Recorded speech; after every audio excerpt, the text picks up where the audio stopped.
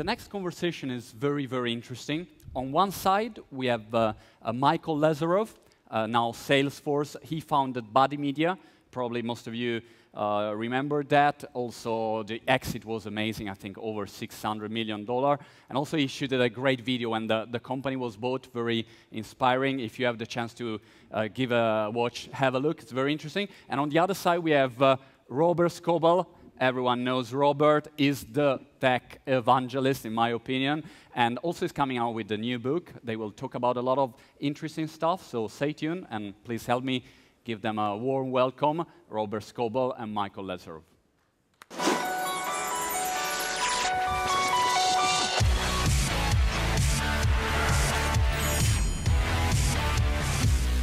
What's up? Yeah, everything It's my good? 8th LeWeb, and it's such a pleasure to be here. Yeah, Amazing 8 intro, well, amazing unbelievable. intro. I'll let you. I remember when it was 300 people in the audience, and look at this. Only and LeWeb blocks in the beginning. So it's really great to be here, particularly at this time, talking about social, because I'm paid by Rackspace to go around and talk to people, innovators, startup executives, and I'm starting to see a new kind of pattern.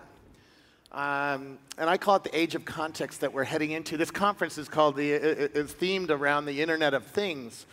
And certainly we're seeing 5 things going on. The number of sensors that we're wearing is going up. We've been talking about that for the past 2 days. Wearable computing is coming. We're going to get Google Glasses in the next 12 months, right? That will let us look at things and do things with our eyes that we couldn't have done before. We have big data and new data. And you're one of the first users of MongoDB, which is a piece of this thread. We have social, and we have maps. In other words, knowing where we are and who we're with.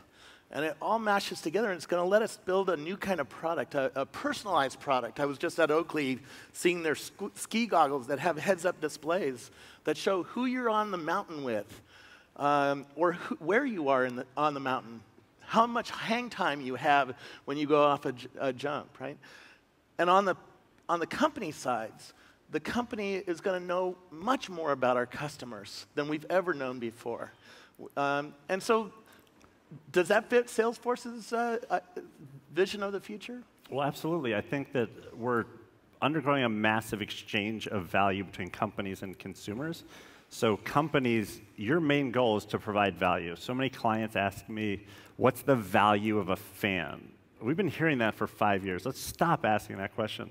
The real question is, what value do you provide to your consumers, potential consumers, to the industry? And I think if you get that exchange of value correct, what happens is consumers give you access to their friends, their interests, and their friends' interests. And when you combine that, you have a tremendous amount of data, unified view of a customer as a business.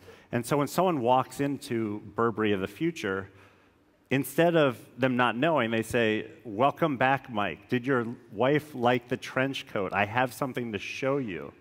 Not that they remember everyone, but they're handheld devices where it triggers that you're there with basically what to do next. So it's turning all of this data into insight, and the insight, that's what drives the action. And the current implementations of social, mobile, wearable computing, it really doesn't matter.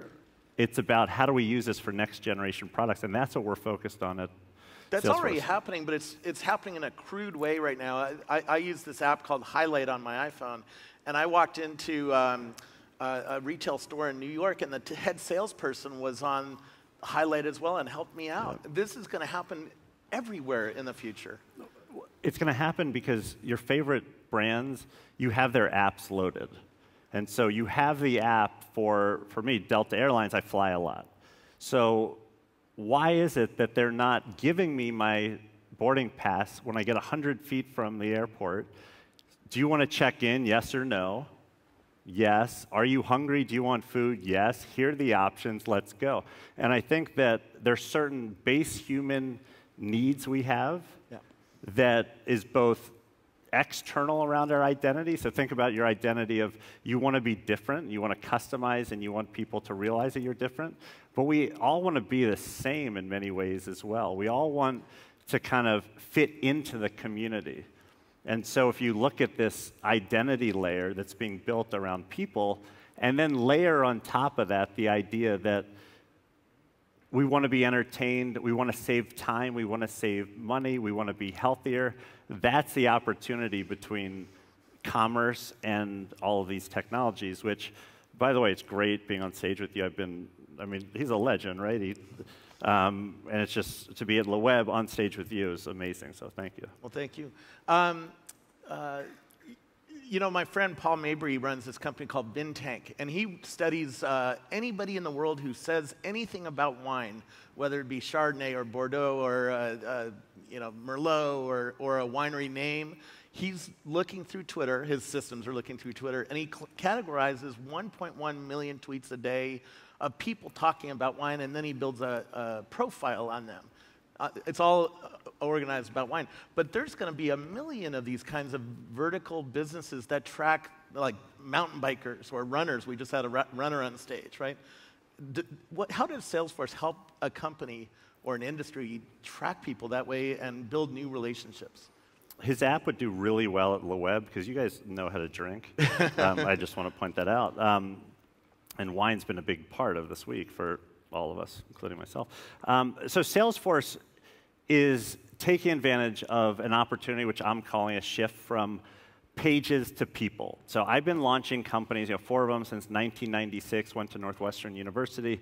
And everything online for the last really 20 years or 15 years has been all about pages. AOL getting you access to pages, and Yahoo organizing pages by hand, back when you can do that, and Google searching pages, and Omniture, tracking pages.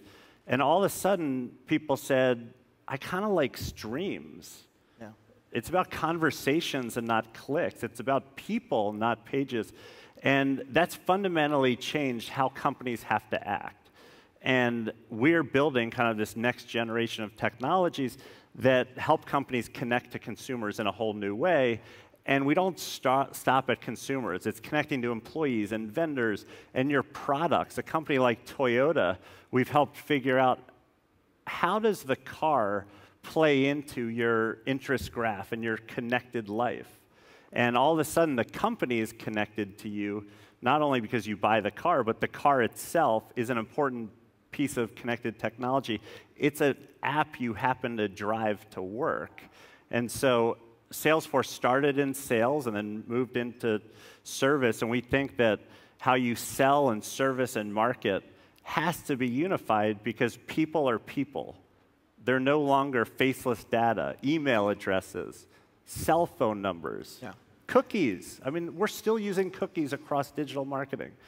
People are people with an immutable identity, and whether you're selling to them or they're calling a customer service center or you're marketing to them higher in the funnel, we have the ability to identify clusters and individual people who we talk to in a fundamentally different way. And we're still in the early days of this. I talked with executives at Aspen Snowmass, one of the largest ski resorts in the world, and they want to know that you're coming to Aspen before they get there. And we're telling our systems. We put on our calendar we're going on skiing vacation. We tell TripIt that we're bought a ticket to Aspen. We buy hotels. We send lots of signal, but nobody is yet looking contextually into our systems and pulling that context out, are they? The smartest companies are mapping social data to their business. So we track 400 million sources, real-time Twitter fire hose. And we didn't talk about this example, but if I had talked to Aspen, I would have said, you have a loyalty program. Are you linking the loyalty program to the social data? Do you know that 8% of your most loyal customers are actually tweeting from Vail, Colorado right now? Yeah. So it's not just that they're in Aspen tweeting about Aspen and Nobu and wherever else they go in Aspen, but you're losing customers. You thought you had this customer for life. Actually, you have customers for 2.5 years, and then they churn. So why aren't you tweeting out to the person who's at Vail saying, we missed you this season, please come back, a free night on us. We'd love to treat you to dinner. We'd love to give you tickets to the Phish concert in town. Phish is the best band in the world. We all agree, right, all of us? And I think that it's using the data not for data's sake. I'm kind of sick of big data. Yeah. Big data to me is like, here's a lot of data, and I'm about to throw it up onto your lap and figure out how to clean it up. I look at data as how do you actually get very small about the data? How do you not only look for detractors, how do you look for advocates? Every one of our clients looks for people who hate them. Very few automatically build databases of people who are advocating them. And I think Aspen, that's a great example of, if they get their strategy correct, the implementation's pretty easy. At Rackspace, we care a lot about promoters. We study them, right? We use built the business on it, yeah. We use the Net Promoter Score. I know Salesforce does too, where you ask your customer, how likely are you to recommend our product to somebody else? And we track that, and we care deeply about that. Yeah. So do you guys. What are you studying at Salesforce? How do you, what goes through your systems? I know you study 400 million data sources a day, something like that? Yeah, so we have 400 million data sources coming in. Hopefully everyone here has seen the big command centers out there. A lot of the data that Loic has been talking about this week actually is built by students who are on the stage who use our APIs to just visualize who's the most influential speaker and what countries and all that stuff. And so we bring the data in, but we also have filters, which are these third parties on our Insights platform, that you can start to say, okay, everyone is talking about Aspen. Let's sort it by cred or clout score. Let's sort it by emotion. Who is ecstatic and who's pissed off, right? Because that's different. Like, people who are pissed off, that's like customer service. People who are ecstatic, that's more marketing and sales, and you can start routing them. And we were going to do an acquisition at Buddy Media around the listening space, because we were always about engagement and publish content and set up your engaging experiences and do your social advertising. But it all starts with listening.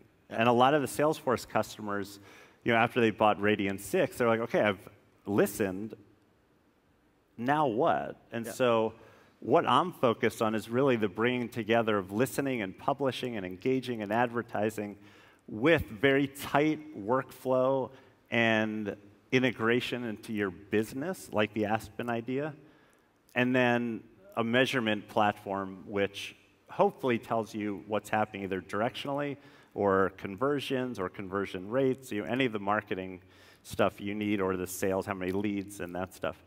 And one of the things that I'm just fascinated about is the stuff that you talked about, which is we're in such an interesting time where a lot of our biggest clients, they actually are switching to BYOD, bring your own device to work, and then plug in. All of a sudden, when your device is your shirt or your glasses or your shoes or any computing system you want, it fundamentally changes how we work, our productivity, how we connect. And I share that vision with Mark Benioff, who's been evangelizing mobile since the beginning of mobile, basically. Yeah. The Oakley glasses are pretty interesting because you have a heads-up display that tells you about things on the mountain. Mark Andreessen talks about that software is eating the world, and we see this when we visit a Ritz or an Aspen. There's an open table computer in the restaurant, right, that we can talk to. We can see if there's a seat available there. There's a Spa Finder computer in the spa. How does all of these systems, how do you see Salesforce using all these different systems to support the customer better and then let the employees at a company build better experiences for their customers? A big part of what we're working on is internal. So if you look at a lot of our big marketers, they may have 10,000 people marketing in a siloed way. They're not communicating. But at the same time, it's how do they kind of build not only internal kind of communities and collaboration, but external. And I think when I look at the world in which we're in, we spend so much time talking about the science of the technologies, the actual experience with the technology. And we're in a world where we've gone from maybe 90% tech, what's possible, to really half art, half science. And brands we love because they make us feel good. We enjoy going into their store. We enjoy what we feel like when we're interacting with them. A lot of our people in our lives are just not necessarily the best people, a lot of people, I mean, for me, they get me in trouble, and I drink too much and eat too much and all that. But like, there's this familiarity of many, many small touch points. And we've gotten to know each other over the years through tiny touch points, right? I've never been to like your birthday party or like big life events, but small touch points. Yep. And that's what's happening with brands and relationships. And a lot of that's happening through technology, through collaboration platforms and retail. They know your name and your favorite restaurant. You know, every restaurant should pretty much know every one of the people who've eaten there once or twice. They have your like transaction data. They know what you ate every time you came in. Not one restaurant that I know of is really using that. No, and they're not tying it to anything else. I'm not, you know, I've been inside the data center for Wynn Resorts, right? They track you as you walk around and spend money on the gaming tables or in the restaurants or whatnot, but do they hook that up in any real way to Facebook or to other systems at other resorts? Not really. There's no better loyalty industry than gaming. They know when you played, where you played, how often you played, your win, your loss. They have it all through that card system. But there's no worse social industry, even though the industry is social. Yeah. So such huge innovation around loyalty. I mean, American Express really invented the 800 number and concept of like member rewards, but soon after, the casinos and the gaming companies, and the idea that they're not tying it to like who you are to, I don't want to pick on Wynn because I don't know specifically, who you are to a casino is basically a spreadsheet. Yep. Whereas knowing that Robert likes wine and, you know, comes to celebrate these events and all of that stuff, which we're all tweeting about and sharing, that's where it's easier to turn some of the science into art and just wow customers. Why do we love Instagram so much? It makes us feel good, right? There's a company across the street in the other expo hall called Cinzari. They're making a new radio station, but they've really built a brand new kind of technology, a graph database, and a really wild one. You can go over there and see the demo. It's not a spreadsheet. It looks like dots on the screen that are, as you like a song, it merges the dot into another place. It's telling the system something new that we didn't have before. Well, what we're talking about, and I think where we can go, and we're starting to do it very much at Salesforce, is not only using the data to operate better and market better and sell better, but the predictive aspect of it. Being able to predict what's going to happen with some degree of scientific certitude. So it's no longer saying, oh, maybe I share this on Facebook. It's like, no, share this right now, and here are 4 other things you have to do right now to reach your potential as a social brand. Well, there's several. SRI showed me some technology that they're working on. That's the research lab that brought us the mouse and brought us Siri.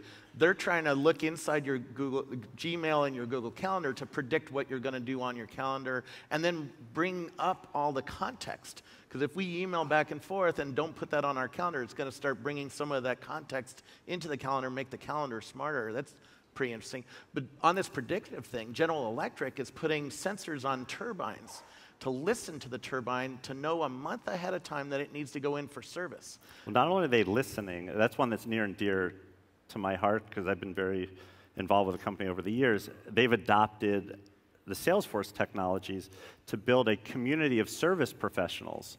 So when there is an issue with an engine, the engine is talking to Chatter. You know, as Beth Comstock, the CMO, says, what would your engine say if it could talk to you? Well, it says, I'm about to break. Like, go fix it. Because an engine that's not working on a plane is massive productivity for an airline, for a shipping company, for private travel company. And so that relationship between product is where I think you're going, yep, and your people and community and consumers, we haven't even begun to explore in a scalable, meaningful way. The Nike Fuel Band that many people here are wearing and other devices I just saw Basis talk to Twitter on the product's behalf. They do automatic tweets when you hit a certain level or do a certain thing. The General Electric engine is going to do that to Chatter. That's mind-blowing. And how do we protect our inbound against noise because these messages could get pretty overwhelming and we can't see the real signal. What are we supposed to do next? Because if that engine is talking to my chatter feed all day long, I might see too many messages. On the business side, I think productivity, less downside, increased revenue is going to drive a lot of the predictive stuff. How can I save money and do better? On the personal side, it's going to be a choice. I use Nike Fuel Band, amazing technology. It showed me that I'm fat and I don't do anything. And so I took it off. Literally, I was depressed wearing the thing. It would be like 3 steps today. Okay, what's for dinner? Yeah. And so I just think that it's, that's where the insight comes in. What do your customers want? What are they interested in? What's going to make their life better? Content, services, apps, That's where I'm going, is these things are going to put so many messages in front of us, some of which are depressing us. It's self-selecting. So how are we going to build the systems that protect us against noise that we don't want to see? It's all going to be opt-in, like for you to give data. And so it's going to be word-of-mouth marketing. You have to try this. I've lost 180 pounds with this product. And then trying products, and if they wow you, which is why I love marketing, because if you can tell a story and then deliver on the promise with the product, that's where the magic happens. It's never going to be just the product. Very cool. Thank you so much for an interesting conversation. We could do this for hours. Thank you all, yeah. So thank you very much. Thanks.